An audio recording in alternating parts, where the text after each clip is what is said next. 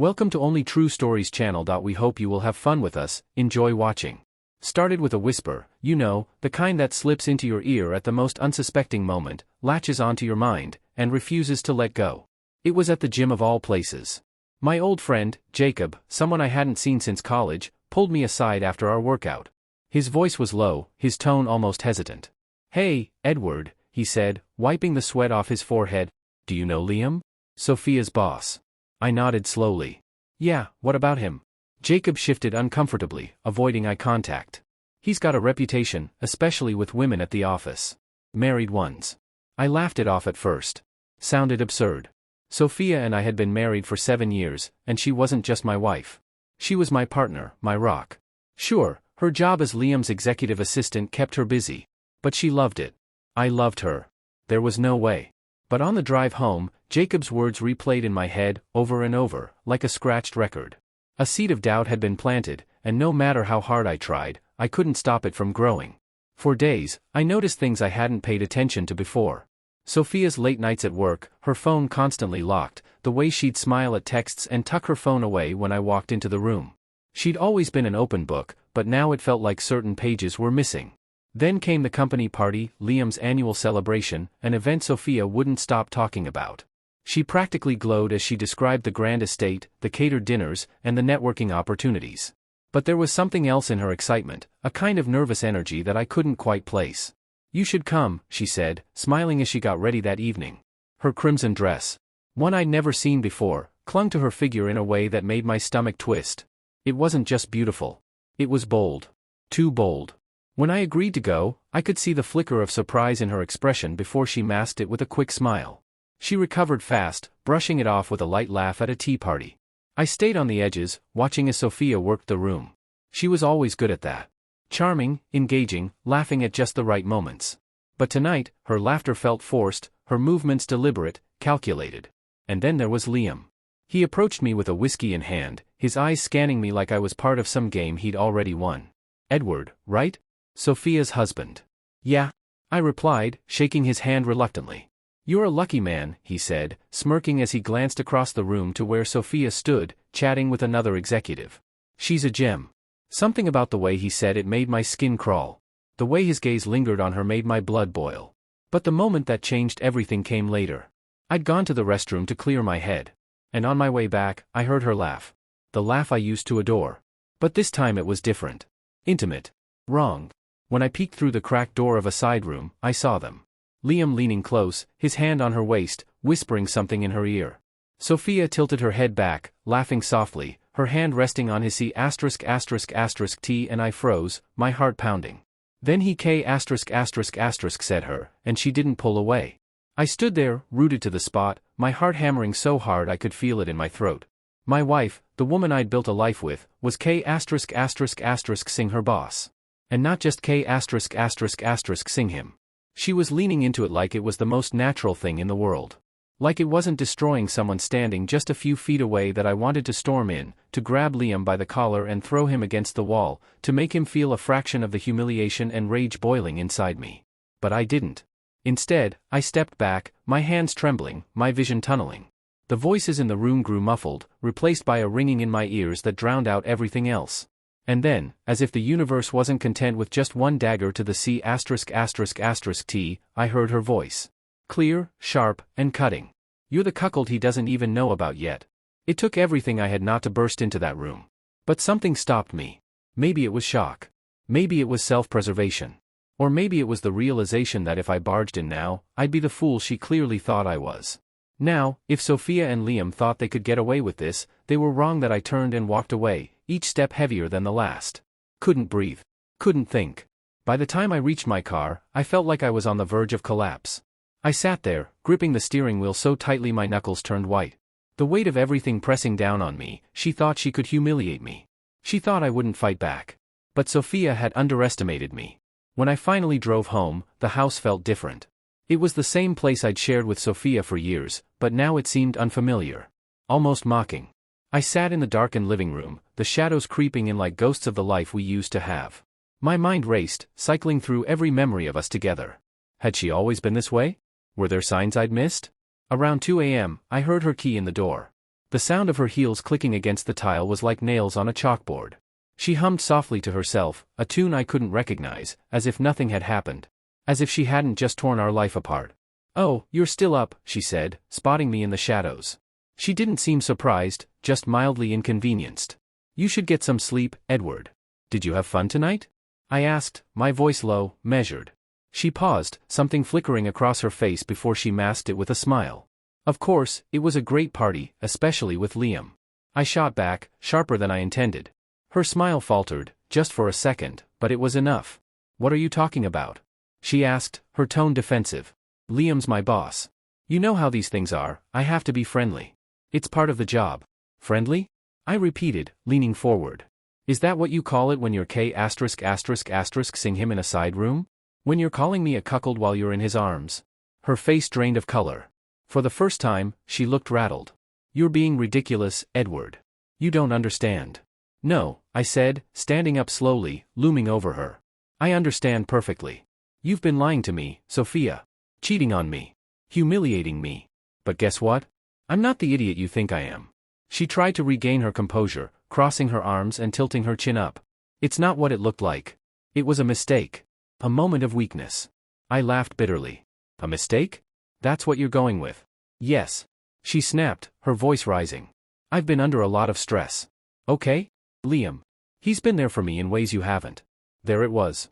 The knife, twisting. "So, this is my fault now?" I asked, my voice trembling with fury. She didn't answer. Instead, she brushed past me, heading toward the bedroom. "I'm not doing this with you right now, Edward. I'm tired." As the door closed behind her, I stood there, staring at the empty hallway. The woman I thought I knew was gone, replaced by someone cold, unrecognizable. I sank back onto the couch. My fists clenched. If Sophia wanted a war, she was gonna get one. And I wasn't planning to lose. The next morning, the house was silent. I hadn't slept, not a single minute. I sat in the kitchen, staring at a mug of cold coffee, my mind racing with questions and half-formed plans. Upstairs, Sophia's alarm went off, the soft chime filtering down the hall. I heard her shuffle around, the sound of the shower running, her footsteps as she got ready for another day of playing the perfect wife. By the time she came downstairs, I was already dressed, sitting at the table with a calmness that didn't match the storm inside me. She gave me a fleeting glance as she poured herself a cup of coffee. "Morning," she said. Her tone neutral, I didn't respond. I just watched her, studied her. She knew. I could see it in the way she avoided my gaze, the way her hands trembled slightly as she sipped her coffee. "What?" she finally snapped, setting the mug down with more force than necessary. "Are you just going to stare at me all day?" "I'm just wondering," I said quietly, leaning back in my chair. "How long you thought you could get away with it?" Her face hardened. A mask of defiance sliding into place. "Edward, I told you, last night was a misunderstanding. I've already explained it." "No." I interrupted, my voice cold. "You didn't, and you won't, because I'm done listening to your excuses." She opened her mouth, but I didn't give her the chance. I stood up, towering over her. "You think I'm stupid? That I just sit here and let you walk all over me?" "No, not anymore." Her defiance cracked, just slightly. "What do you want me to say, Edward? That I'm sorry? Fine. I'm sorry. It was a mistake." "Stop," I said, cutting her off again. "I don't want your apologies. I don't even want the truth anymore. What I want is to make sure you understand exactly what you've done. What you've lost." Her jaw tightened. Her eyes narrowing. "And what's that supposed to mean?" "You'll find out soon enough," I said. Grabbing my keys and heading for the door, I needed to clear my head, to think. I drove aimlessly for hours, my mind circling back to the same conclusion. If Sophia thought she could play games with me, she was wrong. This wasn't just about her betrayal anymore. It was about reclaiming my dignity, my sense of self. That's when the idea hit me. I called Jacob. He picked up. After the second ring. "Edward? Everything okay?" "No," I said bluntly. "But it will be. I need a favor." "Anything, man?" he said, his voice full of concern. "What's going on?" I told him everything. The party. The K*****S. The humiliation. By the time I finished, there was a long silence on the other end of the line. "Jesus," Jacob finally said. "I don't even know what to say." "What do you want to do?" "I want proof," I said. "I want every detail. Where they've been, how long this has been going on. Everything." "Edward," he said cautiously. "Are you sure? I mean, once you go down this road." "I'm sure," I said firmly. "Can you help me?" He hesitated, then sighed. Yeah, I know a guy. Private investigator. Discreet, reliable. I'll text you his info. Thanks, I said. My grip tightening on the steering wheel. I owe you. Just be careful, man, he said before hanging up. That night, I met with the investigator. He was a quiet, no-nonsense type. A man who looked like he'd seen it all and then some. I handed him the information I had. Sophia's work schedule, the party details, the time she'd claimed to be working late. I need you to find out everything, I told him. Where she goes, who she's with. No stone unturned. He nodded. You'll have what you need. As I walked back to my car, a strange sense of calm washed over me. For the first time in days, I felt like I was in control. Sophia had made her move. Now it was my turn. And when I was done, she'd realized just how big of a mistake she'd made. For the next week, I played my role perfectly. If Sophia noticed anything unusual about me, she didn't let on. I smiled when she walked through the door, asked her how her day was, even brought her coffee in bed one morning. She must have thought I was moving on, letting things slide. But the truth was, every minute I spent pretending was just fuel for what was coming. The investigator worked quickly. By midweek, he'd sent me his first update. I remember the exact moment the email hit my inbox. I was sitting in my office, pretending to work while my thoughts were consumed by her betrayal. My hands trembled slightly as I opened the attachment. The photos were worse than I'd imagined. There they were, Sophia and Liam, sitting at a secluded corner table in some upscale restaurant. His hand was on hers, his smile smug, and her eyes were locked on his like he was the center of her universe. Another photo showed them walking out together, her arm looped through his. Then there was the nail in the coffin, a shot of them entering a boutique hotel, her crimson dress unmistakable. I stared at the pictures for what felt like hours. Every emotion I tried to suppress crashing over me like a tidal wave. Rage. Humiliation. Sadness. But there was something else, too. A sense of clarity. This wasn't just an affair. It was a calculated betrayal and I wasn't going to let them get away with it. The next morning, I called the investigator. What else do you have? Plenty, he said. Emails, text messages. They've been meeting up for months. Months. The word hit me like a punch to the gut. This wasn't a mistake or a moment of weakness. This was deliberate. Send me everything, I said. My voice steady despite the storm raging inside me by the time his files arrived. I had a complete picture of their affair. Their texts were nauseating. Flirty. Suggestive. Full of inside jokes. One thread was particularly damning. Sophia complaining about how dull our marriage had become. Liam reassuring her that she deserved excitement. My fists clenched as I read his words, my jaw tightening with every smug comment that I spent the next few days planning. If Sophia thought she could reduce me to a broken man, she was about to learn otherwise. Sunday evening came, and I knew it would be the perfect time to set the first piece of my plan in motion. Sophia was getting ready for another work event. Her excuse is tired as it was insulting. You're going out again? I asked casually from the living room, keeping my tone light. She appeared in the doorway, her crimson dress hugging her figure. Yeah, it's an important networking event, she said, avoiding my eyes that I nodded. Have fun. She paused, as if waiting for me to push back. But when I didn't, she smiled. I will. Don't wait up. The second she left, I grabbed my phone and called Jacob. It's happening tonight. You sure you're ready for this? He asked. I've never been more ready, I said. Jacob had been a rock through all of this, but tonight, I didn't need his support. I needed his silence that I drove downtown, parking a block away from the boutique hotel where they'd been meeting. The investigator had given me their schedule, and I knew exactly when they'd arrive. I waited in the shadows, my heart pounding as the minutes ticked by. Finally, their car pulled up. I watched as Liam stepped out, his smug grin firmly in place. He walked around to open the door for Sophia, who stepped out looking radiant in her dress. Radiant and completely unaware that her world was about to come crashing down, I didn't confront them. Not yet.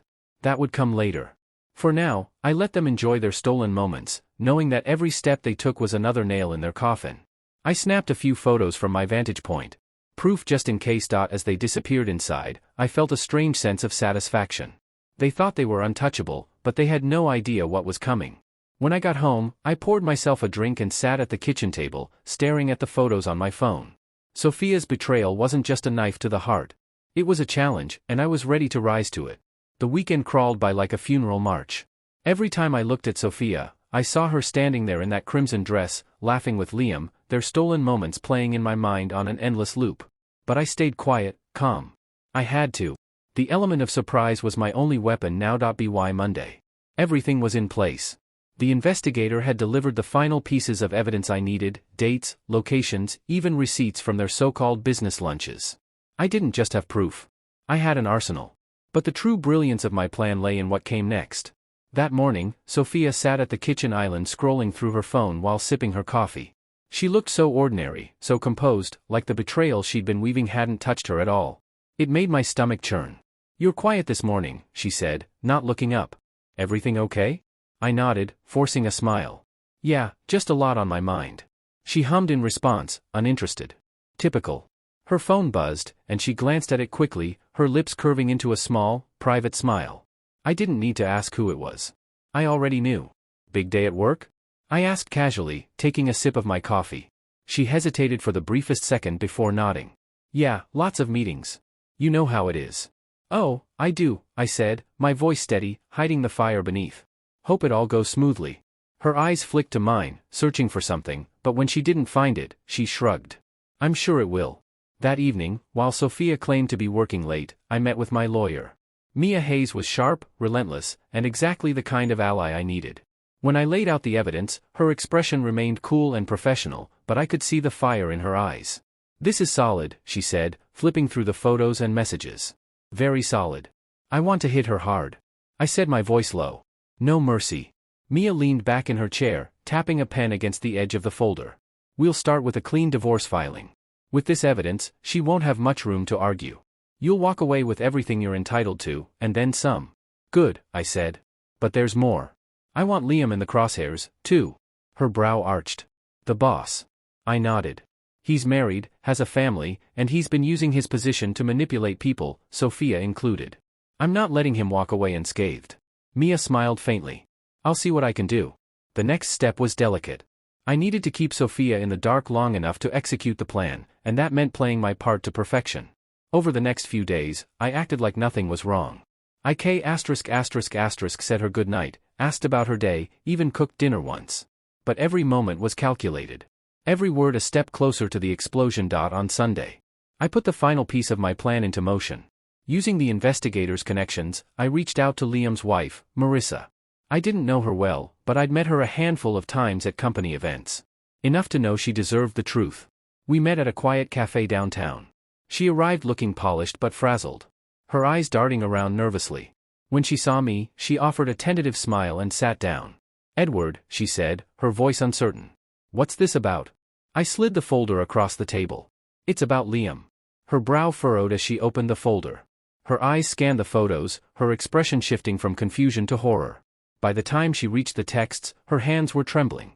I don't understand," she stammered, her voice barely above a whisper. "How long has this been going on?" "Months," I said. "Maybe longer." She closed the folder slowly, her jaw tightening. "Why are you telling me this?" "Because you deserve to know," I said simply. "And because I'm not letting him and Sophia get away with this. I want your help." Her eyes met mine, filled with a mix of fury and resolve. "What do you need?" Together, we finalized the plan. It was simple, brutal, and designed to hit them where it hurt most. On Monday morning, while Sophia and Liam thought their secret was still safe, the walls of their carefully constructed lie would come crashing down. I drove home that evening, my mind buzzing with anticipation. Sophia was already in bed when I arrived, her breathing steady, peaceful. She had no idea what was coming, no idea that her betrayal had only made me stronger and sharper as I stood there. Looking down at the woman I'd once loved, I felt nothing. Not anger, not sadness. Just clarity. The time for pretending was over. Monday morning came, and the house was quiet. Sophia left early, her usual routine. She said me on the cheek, mumbled something about a busy day, and disappeared out the door, her heels clicking against the pavement. It was the last time she would ever leave this house thinking she was in control that I took a deep breath and prepared for the day. Every step had been meticulously planned. Every piece of evidence positioned exactly where it needed to be. By the time Sophia and Liam walked into their respective offices, the first shots had already been fired. IT began with an email. A single, damning message sent to the HR department of Liam's company. Attached were photos, timestamps, and excerpts from their text exchanges. The subject line read, "Inappropriate conduct between an executive and an employee at the same time." Marissa delivered a similar package to Liam's boss. Her connections within the company gave her direct access to the decision-makers. And by noon, Liam's name was the subject of hushed conversations in every corner of the office. Sophia's fallout was equally swift. I had made sure of it. Along with the HR report, I sent an anonymous email to several of her coworkers and close friends. Nothing cruel, just enough to lift the veil of secrecy she'd been hiding behind. The truth was laid bare for everyone to see. The final strike came at lunchtime. I met Marissa in the lobby of Liam's office building. She looked composed, a woman on a mission.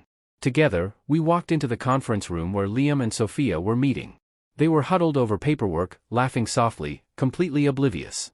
The moment Sophia saw me, her face drained of color. "Edward? What are you doing here?"